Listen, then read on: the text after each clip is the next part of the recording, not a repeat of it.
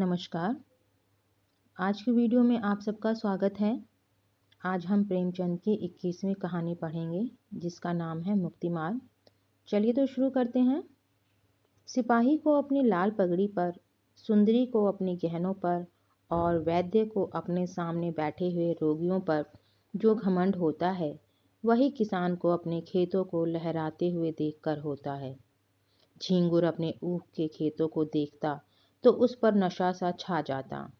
3 बीघे ऊख थी, इसके 600 रुपये तो अनायास ही मिल जाएंगे, और जो कहीं भगवान ने दाढ़ी तेज कर दी तो फिर क्या पूछना। दोनों बैल बुढ़े हो गए। अब की नई गोई बटेसर के मेले से ले आएगा। कहीं 2 बीघे खेत और मिल गए तो लिखा लेगा। रुपए की क्या चिंता, बनिए अभी से उसकी खुशामद करने लगे थे। ऐसा कोई ना था जिससे उसने गांव में लड़ाई ना की हो। वह अपने आगे किसी को कुछ समझता ही ना था। एक दिन संध्या के समय वह अपने बेटे को गोद में लिए मटर की फलियां तोड़ रहा था। इतने में उसे भेड़ों का एक झुंड अपनी तरफ आता दिखाई दिया। वह अपने मन में कहने लगा, इधर से भेड़ों के निकलने का रास्ता ना था। क्या खेत की मेड़ पर से भेड़ों का झुंड नहीं जा सकता था? भेड़ों को इधर से लाने की क्या जरूरत? ये खेत को कुचलेंगी, चरेंगी, इसका डांड कौन देगा? मालूम होता है बुद्धू गडेरिया है। बच्चा को घमंड हो गया है, तभी तो खेतों के बीच से भेड़ लिए चला आता है। जरा इसकी ढिठाई तो देखो। देख रहा है कि मैं खड़ा हूँ, फिर भी भेड़ों को लौटाता नहीं। कौन मेरे साथ कभी रियायत की है कि मैं इसकी मुरौवत करूं? अभी एक भेड़ा मोल मांगू तो 5 ही रुपए सुनावेगा। सारी दुनिया में 4 रुपए के कंबल बिकते हैं, पर यह 5 रुपए से नीचे की बात नहीं करता। इतने में भेड़ खेत के पास आ गई।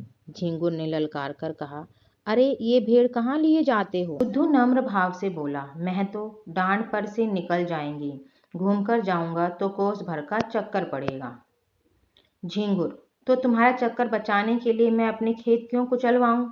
डांड ही पर से ले जाना है तो और खेतों के डांड से क्यों नहीं ले गए? क्या मुझे कोई चूहड़ चमार समझ लिया है या धन का घमंड हो गया है? लौटाओ इनको। बुद्धू, मैं तो आज निकल जाने दो, फिर कभी इधर से आऊं तो सजा चाहे देना। झिंगुर, कह दिया कि लौटाओ इन्हें। अगर एक भेड़ भी मेड़ पर आई तो समझ लो तुम्हारी खैर नहीं।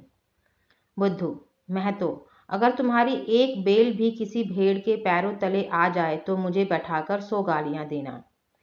बुद्धू बातें तो बड़ी नम्रता से कर रहा था, किंतु लौटाने में अपनी हेटी समझता था। उसने मन में सोचा, इसी तरह जरा जरा धमकियों पर भेड़ों को लौटाने लगा तो फिर मैं भेड़ें चरा चुका। आज लौट जाऊं तो कल को कहीं निकलने का रास्ता ही ना मिलेगा, सभी रोब जमाने लगेंगे। बुद्धू भी पौड़ा आदमी था। 12 कौड़ी भेड़ें थीं। उन्हें खेतों में बिठाने के लिए फी रात 8 आने कौड़ी मजूरी मिलती थी। इसके उपरांत दूध बेचता था, ऊन के कंबल बनाता था। सोचने लगा, इतने गर्म हो रहे हैं, मेरा कर ही क्या लेंगे? कुछ इनका दबैल तो हूं नहीं। भेड़ों ने जो हरी हरी पत्तियां देखी तो अधीर हो गईं, खेत में घुस पड़ी। बुद्धू उन्हें डंडों से मार मार कर खेत के किनारे हटाता था और वे इधर उधर से निकलकर खेत में जा पड़ती थीं। झिंगुर ने आग होकर कहा, तुम मुझसे हेकड़ी जताने चले हो, तुम्हारी साड़ी हेकड़ी निकाल दूंगा। बुद्धू, तुम्हें देखकर चौंकती हैं, तुम हट जाओ तो मैं सबको निकाल ले जाऊं। झिंगुर ने लड़के को तो गोद से उतार दिया और अपना डंडा संभालकर भेड़ों पर पिल पड़ा। धोबी भी इतनी निर्दयता से अपने गधे को ना पीटता होगा। किसी भेड़ की टांग टूटी, किसी की कमर टूटी, सबने बैं बैं का शोर मचाना शुरू किया। बुद्धू चुपचाप खड़ा अपनी सेना का विध्वंस अपनी आंखों से देखता रहा। वह न भेड़ों को हाँकता था, न झिंगुर से कुछ कहता था, बस खड़ा तमाशा देखता रहा। 2 मिनट में झिंगुर ने इस सेना को अपने अमानुषी पराक्रम से मार भगाया।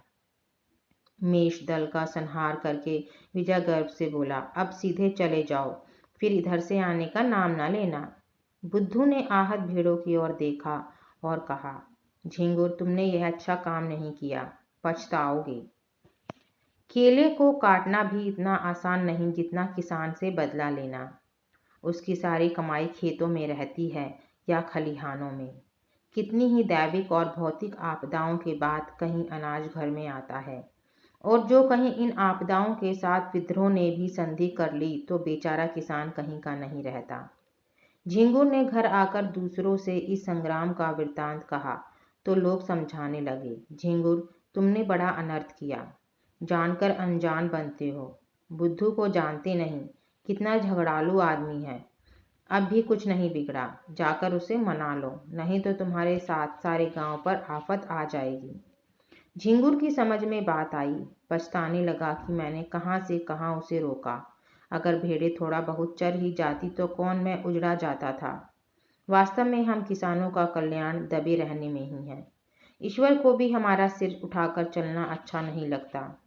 जी तो बुद्धू के घर जाने को ना चाहता था, किंतु दूसरों के आग्रह से मजबूर होकर चला। अगहन का महीना था, कोहरा पड़ रहा था, चारों ओर अंधकार छाया हुआ था। गांव से बाहर निकला ही था कि सहसा अपने ऊख के खेत की ओर अग्नि की ज्वाला देखकर चौंक पड़ा। छाती धधकने लगी। खेत में आग लगी हुई थी। बेतहाशा दौड़ा, मनाता जाता था कि मेरे खेत में ना हो, पर ज्यों-ज्यों समय पहुंचता था यह आशामय भ्रम शांत होता जाता था। वह अनर्थ हो ही गया जिसके निवारण के लिए वह घर से चला था। हत्यारे ने आग लगा ही दी और मेरे पीछे सारे गांव को चौपट किया। उसे ऐसा जान पड़ता था कि वह खेत आज बहुत समीप आ गया है, मानो बीज के प्रति खेतों का अस्तित्व ही नहीं रहा। अंत में जब वह खेत पर पहुंचा तो आग प्रचंड रूप धारण कर चुकी थी। झिंगुर ने हाय हाय मचाना शुरू किया। गांव के लोग दौड़ पड़े और खेतों से अरहर के पौधे उखाड़कर आग को पीटने लगे। अग्नि मानव संग्राम का भीषण दृश्य उपस्थित हो गया। एक पहर तक हाहाकार मचा रहा, कभी एक प्रबल होता, कभी दूसरा। अग्नि पक्ष के योद्धा मर मर कर जी उठते थे और द्विगुण शक्ति से रणोन्मत्त होकर सशस्त्र प्रहार करने लगे थे। मानव पक्ष में जिस योद्धा की कीर्ति सबसे उज्जवल थी वह बुद्धू था। बुद्धू कमर तक धोती चढ़ाए, प्राण हथेली पर लिए अग्नि राशि में कूद पड़ता था और शत्रुओं को परास्त करके बाल बाल बचकर निकल जाता था।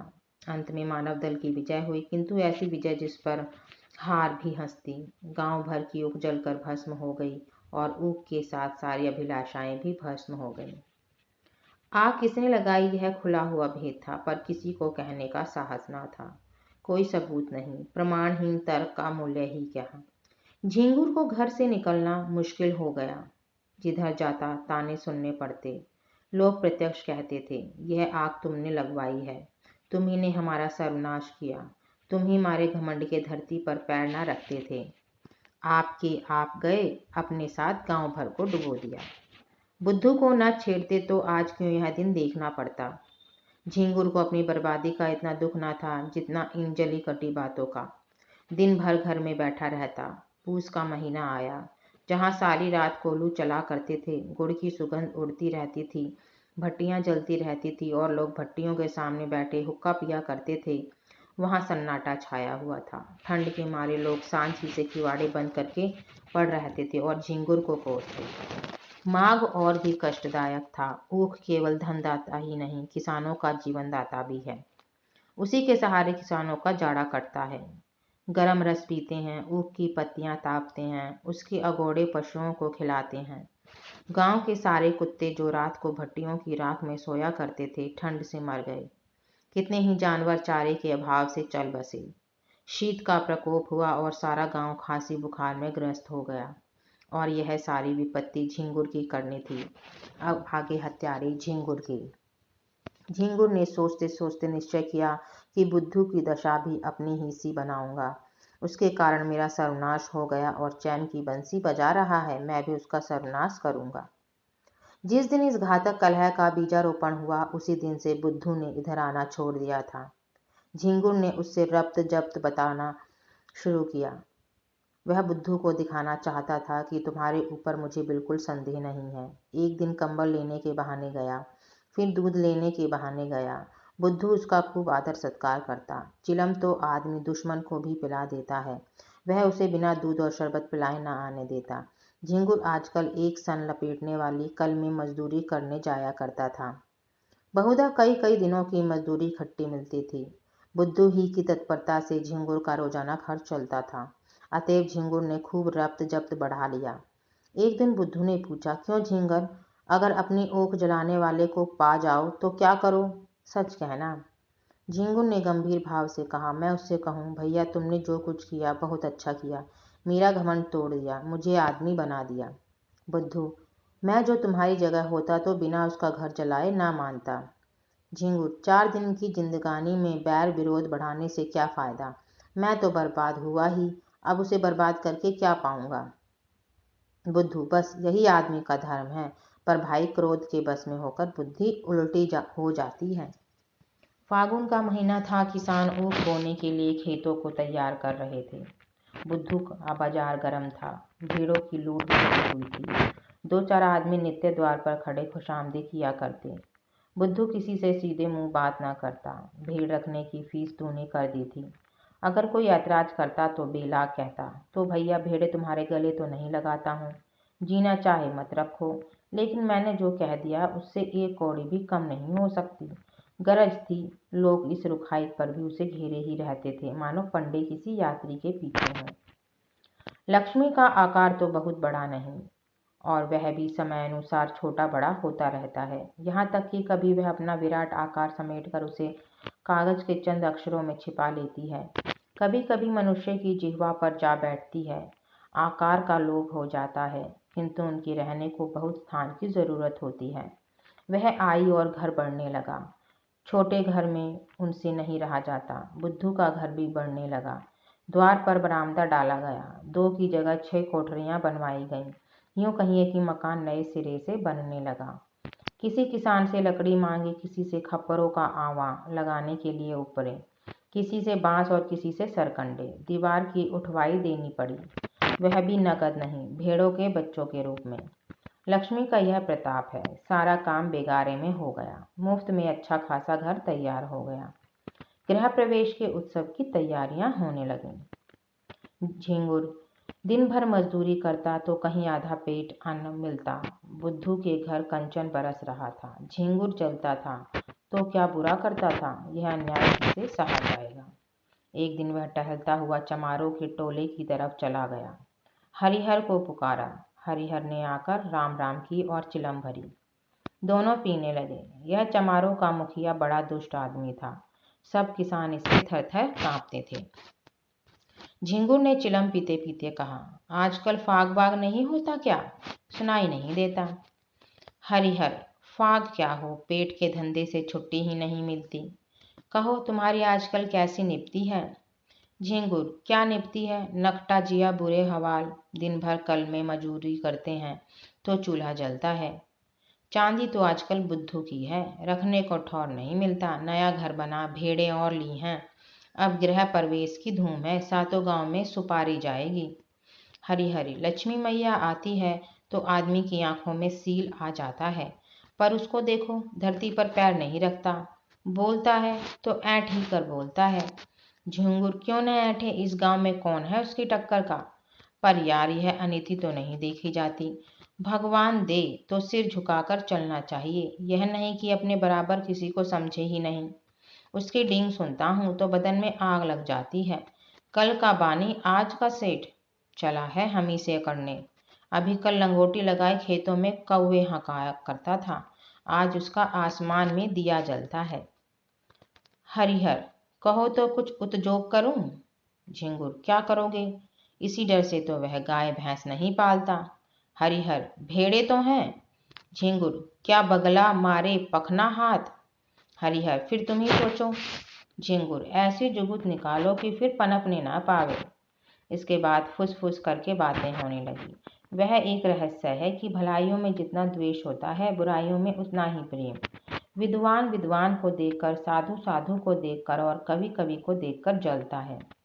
एक दूसरे की सूरत नहीं देखना चाहता, पर जुआरी जुआरी को देखकर, शराबी शराबी को देखकर, चोर चोर को देखकर सहानुभूति दिखाता है, सहायता करता है। एक पंडित जी अगर अंधेरे में ठोकर खाकर गिर पड़े तो दूसरे पंडित जी उन्हें उठाने के बदले 2 ठोकरें और लगाएंगे कि वह फिर उठ ही ना सके। पर एक चोर पर आफत आई, देख दूसरा चोर उसकी मदद करता है, बुराई से सब घृणा करते हैं, इसलिए बुरों में परस्पर प्रेम होता है। भलाई की सारा संसार प्रशंसा करता है, इसलिए भलों से विरोध होता है। चोर को मारकर चोर क्या पाएगा, घृणा विद्वान का अपमान करके विद्वान क्या पाएगा। यश। झिंगुर और हरिहर ने सलाह कर ली। षड्यंत्र रचने की विधि सोची गई। उसका स्वरूप, समय और क्रम ठीक किया गया। झिंगुर चला तो अकड़ा जाता था, मार लिया दुश्मन को, अब कहाँ जाता है। दूसरे दिन झिंगुर काम पर जाने लगा तो पहले बुद्धू के घर पहुंचा। बुद्धू ने पूछा, क्यों, आज नहीं गए क्या। झिंगुर, जा तो रहा हूँ, तुमसे यही कहने आया था कि मेरी बच्चिया को अपनी भेड़ों के साथ क्यों नहीं चरा दिया करते। बेचारी खूंटे से बंधी बंधी मरी जाती है, न घास न चारा, क्या खिलाएं। बुद्धू, भैया मैं गाय भैंस नहीं रखता। चमारों को जानते हो, एक ही हत्यारे होते हैं। इसी हरिहर ने मेरी 2 गौएं मार डाली, न जाने क्या खिला देता है। तब से कान पकड़े कि अब गाय भैंस ना पालूंगा। लेकिन तुम्हारी एक ही बच्चिया है, उसका कोई क्या करेगा, जब चाहो पहुंचा दो। यह कहकर बुद्धू अपने गृहोत्सव का सामान उसे दिखाने लगे।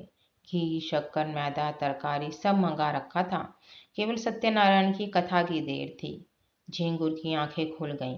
ऐसी तैयारी न उसने स्वयं कभी की थी और न किसी को करते देखी थी। मजदूरी करके लौटा तो सबसे पहला काम जो उसने किया वह अपनी बच्चिया को बुद्धू के घर पहुंचाना था। उसी रात को बुद्धू के यहाँ सत्यनारायण की कथा हुई। ब्रह्मभोज भी किया गया। सारी रात विप्रों का आगत स्वागत करते गुजरी। भेड़ों के झुंड में जाने का अवकाश ही न मिला। प्रातःकाल भोजन करके उठा ही था कि एक आदमी ने आकर खबर दी, बुद्धू तुम यहाँ बैठे हो, उधर भेड़ों में बच्चिया मरी पड़ी है। भले आदमी, उसकी पगहिया भी नहीं खोली थी। बुद्धू ने सुना और मानो ठोकर लग गई। झिंगुर भी भोजन करके वहीं बैठा था। बोला, हाय हाय मेरी बच्चिया, चलो जरा देखूं तो, मैंने तो पगहिया नहीं लगाई थी। उसे भेड़ों में पहुंचाकर अपने घर चला गया। तुमने यह पगहिया कब लगा दी। बुद्धू, भगवान जाने जो मैंने उसकी पगहिया देखी भी हो, मैं तो तब से भेड़ों में गया ही नहीं। झिंगुर, जाते ना तो पगहिया कौन लगा देता, गए होंगे, याद ना आती होगी। एक ब्राह्मण, मरी तो भेड़ों में ही ना। दुनिया तो यही कहेगी कि बुद्धू की असावधानी से उसकी मृत्यु हुई, पगहिया किसी की हो।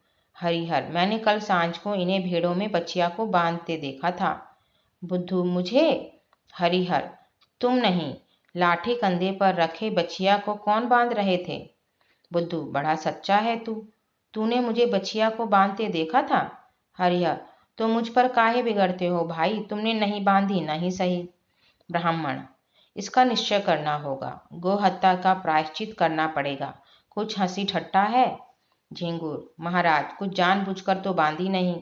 ब्राह्मण, इससे क्या होता है, हत्या इसी तरह लगती है, कोई गऊ को मारने नहीं जाता। झिंगुर, हाँ, गऊओं को खोलना बांधना है तो जोखिम का काम। ब्राह्मण, शास्त्रों में इसे महापाप कहा है, गऊ की हत्या ब्राह्मण की हत्या से कम नहीं। झिंगुर, हाँ, फिर गऊ तो ठहरी ही, इसी से ना इसका मान होता है, जो माता सो गऊ। लेकिन महाराज चूक हो गई, कुछ ऐसा कीजिए कि थोड़े में बेचारा निमट जाए। बुद्धू खड़ा सुन रहा था कि अनायास मेरे सिर हत्या मरी जा रही है। झिंगुर की कूटनीति भी समझ रहा था। मैं लाख कहूँ मैंने बच्चियां नहीं बांधी, मानेगा कौन। लोग यही कहेंगे कि प्रायश्चित से बचने के लिए ऐसा कह रहा है।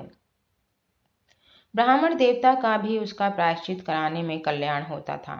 भला ऐसे अवसर पर कब चूकने वाले थे। फल यह हुआ कि बुद्धू को हत्या लग गई। ब्राह्मण भी उससे जले हुए थे।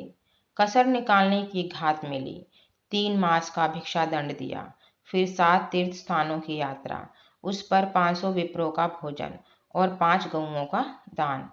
बुद्धू ने सुना तो बथिया बैठ गई, रोने लगा तो दंड घटाकर 2 मास कर दिया। इसके सिवा कोई रियायत नहीं हो सकी, ना कहीं अपील ना कहीं फरियाद। बेचारे को यह दंड स्वीकार करना पड़ा। बुद्धू ने भेड़े ईश्वर को सौंपी। लड़के छोटे थे, स्त्री अकेली क्या क्या करती। गरीब जाकर द्वारों पर खड़ा होता और मुंह छिपाए हुए कहता, गाय की बाछी दिया वनवास। भिक्षा तो मिल जाती, किंतु भिक्षा के साथ 2-4 कठोर अपमानजनक शब्द भी सुनने पड़ते। दिन को जो कुछ पाता वही शाम को किसी पेड़ के नीचे बनाकर खा लेता और वहीं पड़ा रहता।